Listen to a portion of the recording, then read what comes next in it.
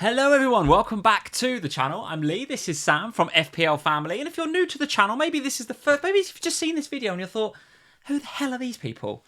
Let's just check out this video and see what they're all about. If you're new to the channel, welcome. If this is your first season playing FPL, then welcome to the FPL Family channel. We did a video a little while back talking about midfielders, because that tends to be, when we get to this point of the season, this point of pre-season, tends to be the topic on everyone's list, and there was a lot of price points to cover. Over the next few days, we're going to do a forwards and a defenders video, and tonight we're going to be talking about forwards. Now, not as many options, I don't think, to talk about. Our midfielders video, there was lots of names to churn through. Even at the 6.5 bracket, there was 4 or 5 we could have gone to. In the forwards bracket, I don't feel like there's quite so many, or there is one that in particular that for me is locked in, but we'll talk about him a bit later on. Let's start with Erling Haaland then. In your team, out of your team, 15 million too expensive? What are you saying? Has not been a draft without him yet. I just think for me, you are the most expensive player in the game for a reason, right? You have everything to love about him. All right, his season last year wasn't so great in comparison to his first season in the Premier League, where he was just outstanding. And I think a lot of us thought maybe he might take just a little bit of a price drop. Maybe they might hold him at the price optimistic, point. I think. But in reality, I sort of love the price. And the longer it's gone on, the more I'm really glad that FPL Towers decided to price him at this, because I think it's making you think. And, you know, it's not very often that you see a player play against the team that he's got to play in game week 1 in pre-season, bang a hat-trick, and still be only owned by 37% of the game. I think this is pretty key, isn't it? Because at the beginning of last season, Haaland was up at, 80, 90% ownership. It was 92 after game week 1. And it kind of took the fun out of FPL a little bit, because everybody had him. When he scored a couple of braces or whatever, and any given week, you didn't even celebrate it, because you're like, well, everyone else has got him. Yeah. So I like that they've gone and priced him at 15. It gives us a talking point. It means we can actually have this discussion on the video rather than just, you've got to have him, right? I must admit, I was still quite torn. I don't think I'd really made the decision. Really? And then, we're recording this on Sunday night.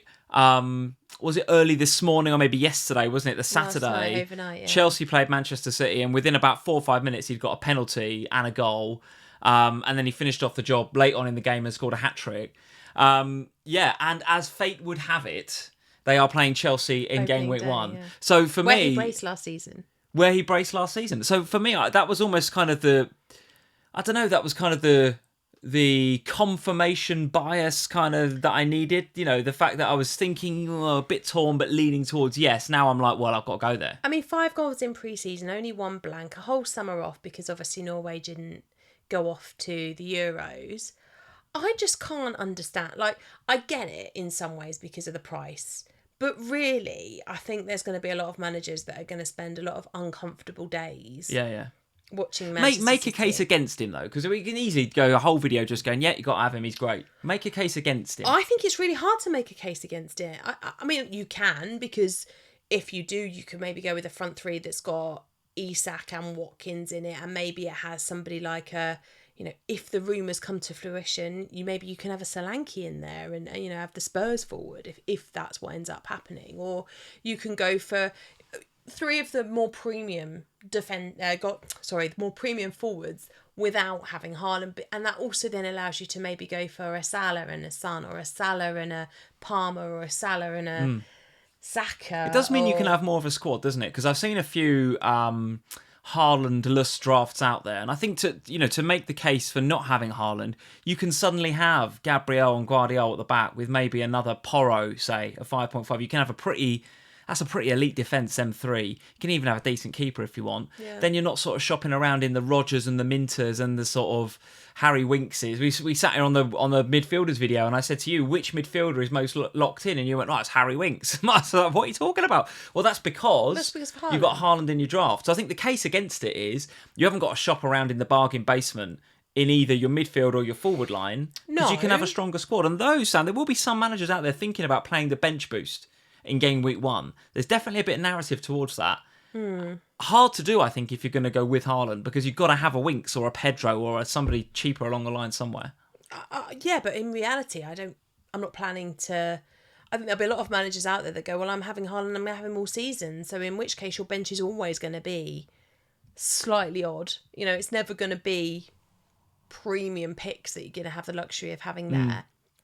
I think for me, that's the thing, isn't it? It's, do you have a full squad of 15 really nice player in every single position, or do you have a squad of probably 12 or 13 and the last sort of 2 or 3 picks are a compromise? They're a Winks, or they're a Joao Pedro up top, or they're 2 4.0 defenders, however it is that you want to structure your team. I think that's the case.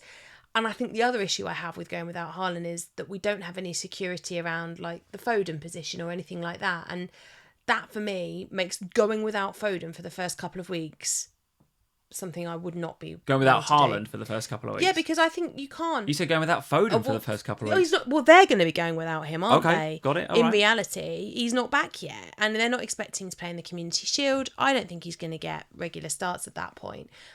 So for me, I just won't. I wouldn't. All right. I wouldn't be without Haaland, and I think you're mad if you don't. All right. Okay, let's get into a few of these then. Here's my latest draft that you can see on the screen. Changed even from when we were here last week doing the midfielders video. It will change again, no doubt about it. Is Harry Winks in there now?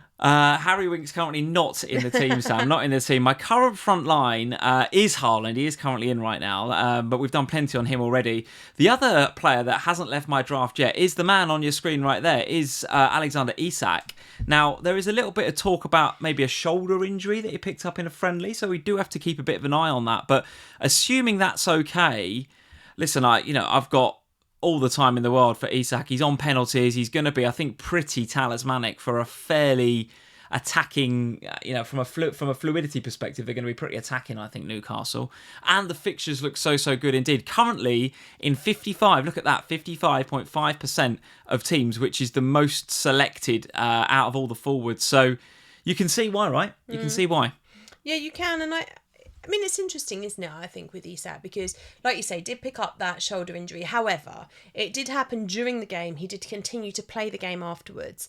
And when asked by Howe why he took him off at half-time, Howe said, well, that was our plan. He was only going to play the first half. So I think it's fine, but it is one of those things where he also went on to then say, obviously, we'll check it afterwards, because sometimes these injuries, they don't show themselves on first light. But if he's well, I think he is pretty much locked in half of the teams already. And of course, we'll see a lot of people that will have auto-picked their team and then not really done a lot with it since. And when we come, I suspect that he'll be growing, I suspect, over the coming weeks. I don't think his ownership is going to come down. I think if anything, unless he's injured, if anything, I suspect that he will increase his ownership, because actually, when you look at the opening day fixtures, he's in the captaincy conversation as well. Not just opening day. Have a look at some of these, right? For the first sort of 5 weeks, they look pretty good. You're right, Southampton at home, Bournemouth, Spurs, Wolves, Fulham.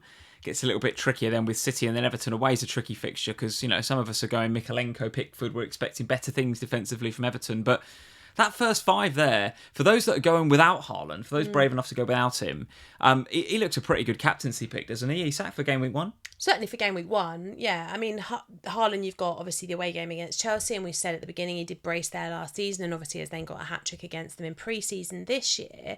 You've obviously got Mo Salah, who's got an away game, of course, but nonetheless against another newly promoted team in Ipswich. So there are players that you could go to, but actually the standout second captaincy option outside of Haaland and Salah, if you don't want to go for one of those guys, I think it is Isak. It's a really attractive home fixture where he was so good last season. He and Gordon, both phenomenal at St James's Park last year, in a Newcastle team that hasn't got the added stress of European football this year. He hasn't had a busy, hectic summer playing in the Euros or playing in Copa America like some others have had. So yeah, I'm looking forward to owning Isak in this early part of the season. I think he's pretty much, if you don't have Haaland, I think he should be your first choice forward. If you do have Haaland, I think he should be your second choice. And what about these away games as well? Game week 2, Bournemouth, Wolves, Fulham. I was reading them off then as if those were like, nice games, and the FDR says they're 2s and 3s. So the FDR says they're kind of nice games, but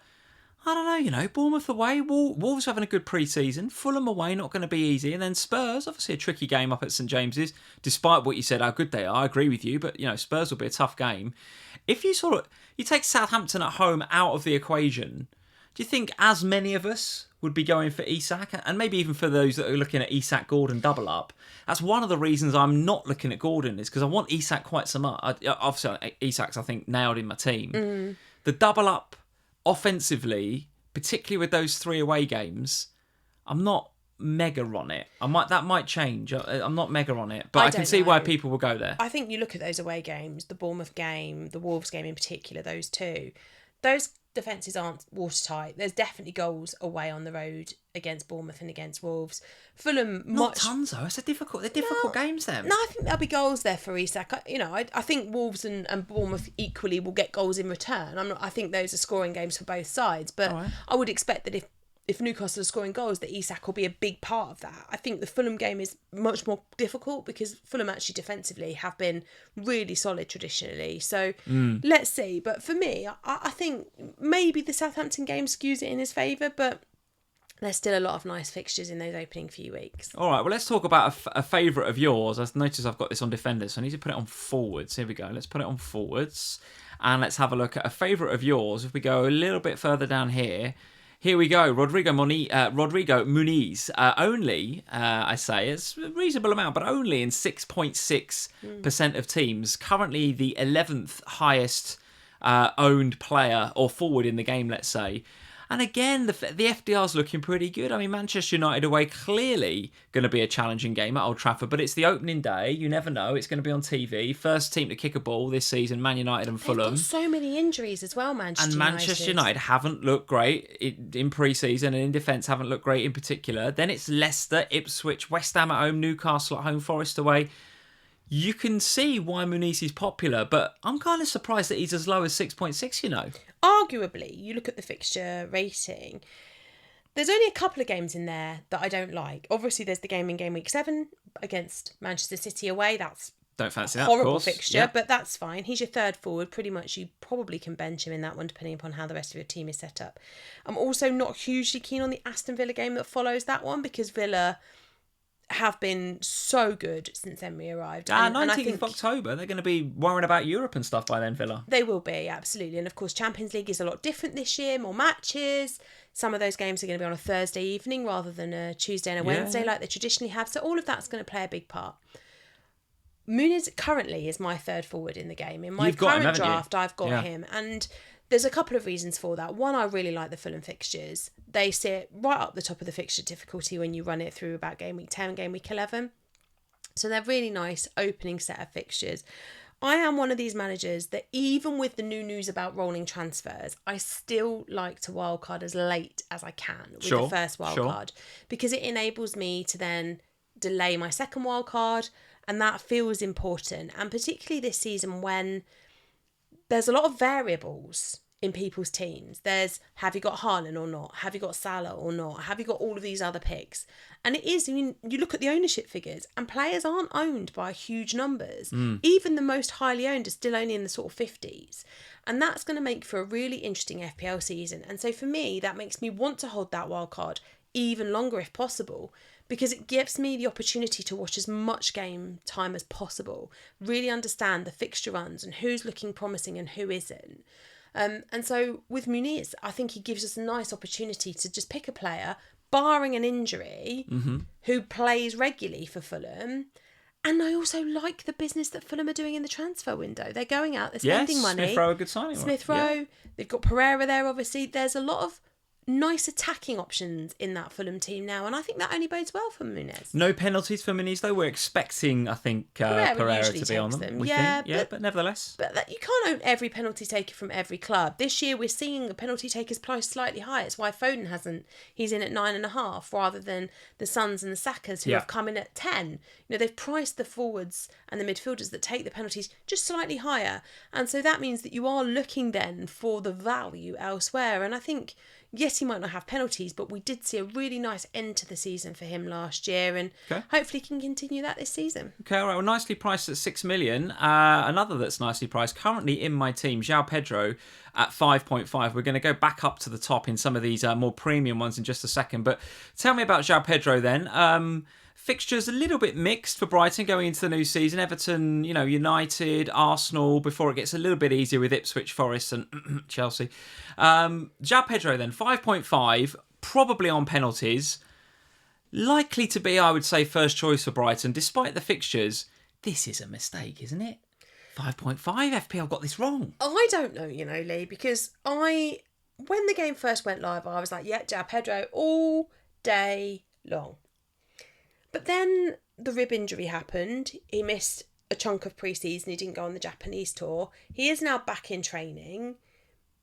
But I don't think he's been in a pre-season match yet, unless I'm mistaken. I don't think I've seen him playing Didn't yet. see him against QPR in the highlights the other day. I think Brighton won 1-0 and it was a Welbeck penalty. Yeah. And I'm pretty sure Welbeck took that penalty because Joao Pedro wasn't on the pitch. But my point is that I don't think he's played anything in pre-season in terms of match time yet. I'll have to go and check the Fantasy Football Scout tracker for that. That worries me slightly because they do have players like Danny Welbeck that could fill in there, and it could be that he starts the season a bit slowly. And we saw that last year, didn't we? That it was obviously a new manager this year, so it's going to be slightly different.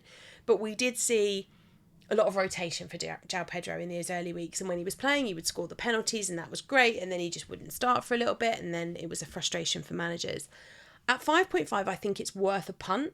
However, I don't love the fixtures, and I think that the forwards, if you just go to 6, if you can go up to sort of 7.5, 8, then you're really looking at nice options in that forward category. So I don't know. I feel less and less love for Joao Pedro the closer to the game weeks we get. All right. Well, before we head into those more premium ones, I'm going to ask you to put your favourites, either Solanke, Havertz, Watkins, even the likes of Darwin maybe is in there, and maybe Haaland, I don't know. But before we do that, I'm going to give a quick shout out to our new sponsors. We have a new patron sponsor called Sleeper, the Sleeper app. For those of you that are big into US fantasy sports, you may already know about Sleeper. If you've never heard of them already, at Sleeper Footy on Twitter is the place, or X I should say, that's where you're going to go and find them. Or you can find them on all of your favourite kind of Android or iOS app stores. Just type Sleeper app. So these guys are coming along and sponsoring our Manager of the Month tier over on Patreon this year. So not only are we going to be giving away a football shirt to the winner, so every month we have a Manager of the Month competition, and if you are the top point scorer that month, last season you got a footy shirt, and we gave loads away. We gave loads and loads of footy shirts away last year to all of our Patreon supporters. Well, this year, not only are you going to get that as a winner, but you're also going to get £100 worth of vouchers to kitbag.com. So you get the shirt, and you get a voucher to buy a shirt for somebody else, maybe. Somebody else. Or the away kit, if you've already got the home kit. Or the away kit, if you want to go all out on one particular team. But crucially, also, if you come second or third in the Manager of the Month, because I kept putting the graphic up there every week, and every month people would say, oh, I just missed out by a point, or I just missed out by 2 points. So if you come first, second, or third now in our Manager of the Month competition over on Patreon, you will get a shirt, right? It's just that if you come first, you will also get a voucher. So the top 3 now getting prizes in our Manager of the Month Patreon League. So head over to patreon.com/FPLFamily. $5, maybe £4 a month to get involved with that. We have some different tiers as well. If you don't fancy the Manager of the Month competition, then there is a lower tier than that where you can get bonus podcasts and access to our Slack community. There's higher tiers where you can get access to Sam and I, and we can talk through your teams on a one-to-one on Zoom. But all of the information is in the links in the description below, patreon.com/FPLFamily. Doesn't matter how bad or good your season's going, every month we reset the scores to 0, and every month you've got a chance of being in that top 3 now that's going to get the footy shirt, and you've got a chance of being that number 1 who gets the £100 voucher as well. So Sleeper app at Sleeper Footy over on X, and patreon.com/FPLFamily if you want to get involved this season. Sam, let's go back to the forwards then. Tell me who you like best out of the remaining premium forwards. So Havertz is in the conversation, Watkins is in the conversation, Dominic Solanke potentially at Spurs, right now at Bournemouth, but potentially at Spurs. Would we put him in the premium bracket? I don't know, it's 7.5. But generally speaking, of the rest of the forwards, who do you like the look of? I would love to own Ollie Watkins. Yes. Yes. Who wouldn't? Really, really, really don't like the idea of going into game week 1 without Watkins, but he is currently the sacrificial lamb in my fantasy team. I just can't find a way to get him if I want to own Haaland and Salah.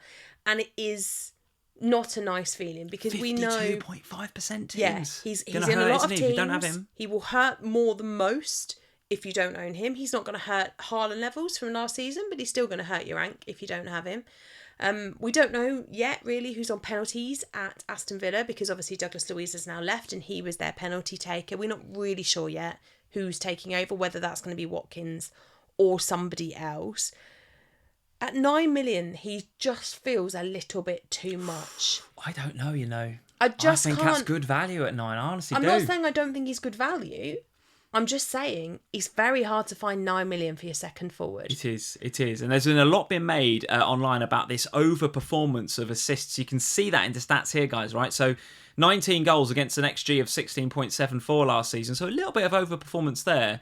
But 18 assists against an XA of 4.02. So got a lot more assists than he perhaps, should have inverted commas with that XA. Are you reading anything into that? Are you sort of buying into that narrative? No, these things kind of don't worry me too much. I think Aston Villa are a very creative team. They create a lot of chances. They are very attacking with their style of play. That's just how Emery is as a coach. And I think, that benefits your forward. So, of course, you're going to likely to get goals. But also the way that Ollie Watkins plays, yes, his XA isn't particularly high. However,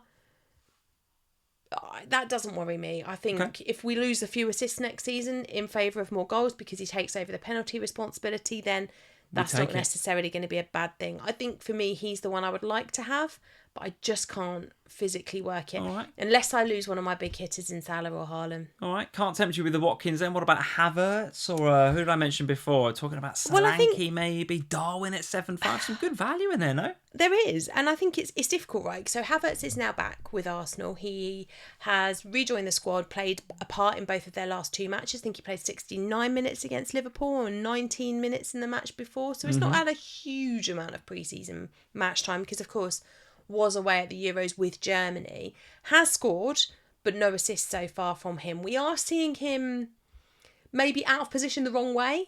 So in FPL, we love to look for an out-of-position player, don't we? Sure. We love to look for a midfielder who's playing up front. We love to look for a defender who ends up in midfield. With Havertz, we maybe are seeing a forward who plays in midfield. And it's only not... because Jesus is playing in pre-season, right? You've got to think that Havertz is their preferred number 9 when all's fit and said and done, no? I should think so, yes. But it does feel... Yeah, maybe. I guess for me, Havertz was the player that I was looking at because if you look in the midfielder slots, obviously you can go for a Saka or you could go for an Ødegaard, but both of them are going to cost you more than Havertz will. So if you're thinking about an investment in the Arsenal attack at a cheaper price point, then Havertz feels like the way to go. Okay. We just have to watch, I think, the last few matches of pre-season just to see where he is playing because actually Gabriel Jesus has been playing very, very well. So will Arteta just ditch him altogether? Maybe not. Maybe we see this rotation slightly more. Then you've got your boys. You've got Gakpo and Darwin, both priced the same, both priced in at 7.5 million. As far as I'm aware, neither yet back with Liverpool. Obviously, Gakpo went long with the Netherlands. Today, I think Gakpo maybe a day before. So they are back now, but they've only just arrived, I think. And not played in a game yet. Don't think so, no, don't think so. We're not really yet understanding, I still don't think, the full impact of slots number 9. And we did a podcast on this for our patrons the other day, didn't we? Yeah.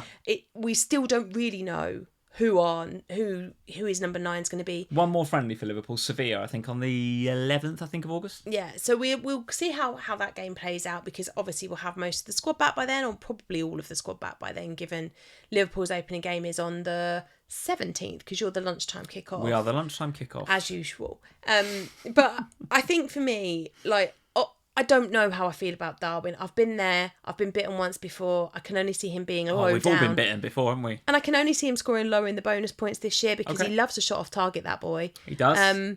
But I think he's going to be a wait and see, actually. Okay. Anybody else catching your eye? Anybody else you want to talk about? I'd like to give the final word to a couple of players, a couple of 7.5 options. One, a favourite of yours, Mateta from last season, who did end the season very, very well under Glasner. Now, not going to have Elise supplying the bullets for him, but we'll have Eze and others sitting around him, being creative. Compare him, if you would, to Dominic Solanke and tell me how excited you are about him potentially becoming a Spurs player. At time of recording, the links are there but they are no more than links, we should say. Sorry, Bournemouth fans. We're not going to start anything here, right? No, because Levy will offer 50p. You know what we're like. We don't offer a lot of money. I think there's a lot of interesting picks in the 7.5 because obviously Tony's in there as well, who's also been linked with Spurs this summer. So it will be interesting to see if either of those transfers do come off. Mateta, I love. I think Mateta is a fantastic player. Only 8% selected by Sam, bit under the radar. But has been away at the Olympics with France. All right. So again, a long summer there, and we just maybe have to just see how that pans back. I think most people would go for Eze, who's just weirdly $500,000 cheaper and likely to maybe be involved in more of the goals and assists and maybe therefore pick up more points. Nice fixtures for Palace. But they are very nice fixtures. Look at them fixtures. Look very, very good indeed, particularly West Ham at home in 2, Leicester at home in 4, and even United at home in 5 looks pretty good. But you're right, I'm not sure many are going to go for the double up. We spoke before about Ollie Watkins and his XA overachievement. We'll look at this from Mateta as well. An XG of 10, but got 16 goals, 10.84. So a delta of, what's that, 5 and a bit. And then an XA of only 1.3 and got 7 assists. So quite a big overperformance there versus his expected stats. Now, I'm not expecting a big regression to the mean, but we might get a little bit of that, Mateta. And that just puts me off the double up a little bit with Eze. That's all I'd say on him. I also think that just generally speaking for a minute, the double up of attacking players for game week 1 is not something I really like to do. I like to spread the love a little bit just because you never really know exactly what teams are coming in hot and which ones are going to have a slower start to the season. You can gauge sometimes what it's like from pre-season, but often it's not really until game week 1, game week 2 that we really get a feel for it. And if you've doubled up investment in one club and they don't start well, you can then be chasing your tail trying to swap 2 players. So whereas if you've just got one, it's much easier. I think the other players that you mentioned before, the Solankis, the Tonys, they could be both really interesting picks. Tony, if he stays at Brentford, I think remains an interesting pick. Same with Solanke if he stays at Bournemouth. If one of them ends up at Spurs though, at 7.5, you'll be in. I certainly think if Solanke ends up coming to Spurs at 7.5 million, he'll be straight in my team. Yeah. Would he not with you? Yes, I would think so. The only thing that would put me off is Spurs fixtures tricky, I would say. So that's not the easiest set of fixtures. Mixed, I would say, mixed. But and I'd have to. We'd want to see, I think, how he settles into the Ange Ball system. But there's no doubt that Spurs have been playing Kulusevski in a kind of false 9 over the course of pre-season. That's been working reasonably well from what I can see. I think Solanke's exactly our sort of player. You put a player in there that's got that sort of stature, but also got an eye for goal in the way that Kulusevski perhaps hasn't, then could be a very, very astute signing. Could be an astute signing. Well, there we go, guys. That is the forwards as they are right now. Haaland and Isak, I think, for me, look pretty locked. It's that third slot, and it'll depend on how my midfield and my defence look as to who I go for right now. Joao Pedro right now, but you're slowly convincing me, I think, that Muniz is a good pick. Worth the extra 0.5, I think. Could be. Just a quick shout out before we go. We said on our midfielders video that we did, if you haven't watched the midfielders one, go back and check that out from a couple of weeks ago. We said that the new Fantasy Football Scout app was nearly here. It was about to be released. Well, folks, it is here. It's available to download on the iOS store and the Google Play Store as well. So whether you've got an Android phone or an Apple phone or an iPhone, whatever you've got, the app is now available. It's ace. I've been fiddling about with it to my heart's content. You can compare 3 players. You can see it there. In the top, the top right-hand corner of the graphic there, you've got like a red, amber, green almost on 3 different players you can compare. And then you can sort of scroll down. It goes straight into heat maps. It goes straight into like these kind of spider graphs. It is brilliant. You can waste hours just comparing players in pre-season. It's the best use of your time heading into game week 1. It's a great way to spend your time. It's a great way to spend your pre-season. We thoroughly obviously we are affiliated with Fantasy Football Scout, so we love the guys over there very, very much.